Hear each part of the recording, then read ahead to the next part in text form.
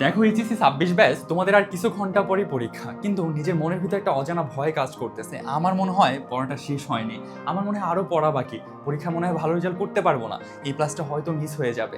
এইভাবে করে করে তোমার সময় যাচ্ছে, মনে হচ্ছে পাস করতে পারবো না। এরকম চিন্তা ভাবনা করে তোমার প্রিপারেশন যতটুকু ছিল গোছানো তাও কিন্তু গুলিয়ে যাচ্ছে, তাই না? মনে হচ্ছে পরীক্ষা যত কাছে আসতেছে আমি সব ভুলে যাচ্ছি। একটা জাস্ট কথা, ছোট্ট একটা কথা ভাইয়া বা আপু আমার মনে রাখবা, সেটা হচ্ছে তুমি যদি একটা যুদ্ধে যাওয়ার আগেই মরে যাও, তাহলে তুমি তো ওই যুদ্ধক্ষেত্রে যাওয়ার যোগ্যতাই রাখো না, তাই না? সো তোমার এই যে যুদ্ধক্ষেত্রটা আছে, তোমার যে পরীক্ষাটা আছে, এই পরীক্ষায় বসার আগেই তোমাকে কিন্তু মরে গেলে চলবে না। তোমাকে নিজেকে একদম স্ট্রংলি ধরতে হবে, ধরে তারপর তোমাকে হচ্ছে পরীক্ষার হলে যাইতে হবে। কেন জানো? কারণ তুমি যখন একটা পরীক্ষার প্রশ্নপত্র তোমার হাতে পাওয়ার পর প্রথমে একটা বা দুইটা প্রশ্ন যদি তোমার কমন না পড়ে, তাহলে তোমার কাছে এই ভয়টা কাজ করবে, বা এই যে ভয়ের কারণে তোমার এমন একটা বিষয় নিজের ভিতরে আসবে যে আমি মনে হয় কিছুই পারি না, আমার দ্বারা মনে হয় কিচ্ছু সম্ভব না, আমি মনে হয় এই ক্লাস মিস করে যাব, আমার মনে হয় একদম সব ব্লার হয়ে যাচ্ছে, এমন মনে হবে। এই যে ছোট্ট একটা জিনিসের কারণে, নিজের ভয়ের কারণে তুমি তোমার বাবা মার স্বপ্ন নষ্ট করবা, নিজের স্বপ্ন নষ্ট করবা, নিজের ফিউচার লাইফটাকে নষ্ট করবা।